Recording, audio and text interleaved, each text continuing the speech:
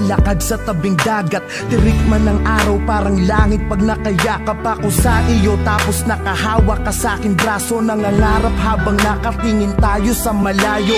Ang dami kong hiling, ang dami kong gustong gawin, mga bagay upang pag-ibig ko'y lalo mong damdamin. Gusto ko yung ganito, yung hawak ko ang yung kamay magkaakbay.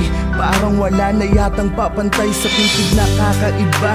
Nahatid mo sa akin, ako'y ganado pag ikaw ang kasabay kong kumain ng iyong halik na ang dulot ay ngiti na abot tenga. Kaligayahan na hindi kayang mabili ng pera. Di ko kayang isipin ang buhay nang hindi ka kasama. Naiisip ko pa lang ako'y parang maluluha. Nakatabi kita pero ba't ganito ang pakiramdam? Nalulungkot pa rin ako at labis na nasasaktan.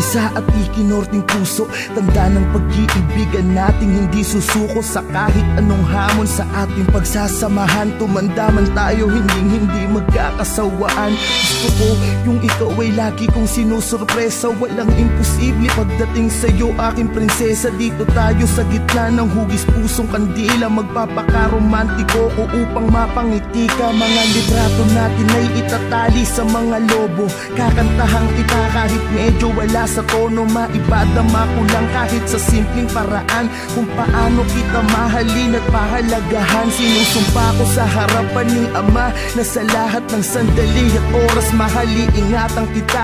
Pero bakit ganito ang bigat ng pakiramdam? Nalulungkot ako parang may problemang dinadamdam.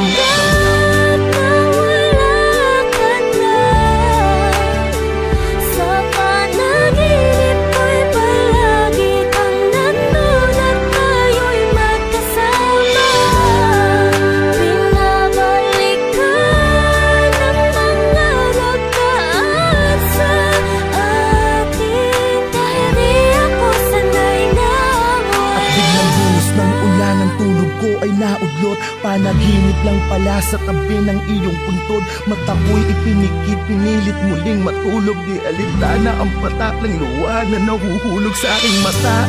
Kahit basang-basanan ng ulan, hindi ko kasi alam kung paano pasisimula ng buhay nang di ka kasama. Sinanay mo kasi ko na laging masaya at ang araw ko ay kumpleto. Wala na akong kasabay magsipilyo, wala nang makulit.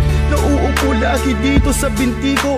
Wala na akong kasubuan kapag kumakain. Sa tuwing at besi, wala na akong susurpresahin.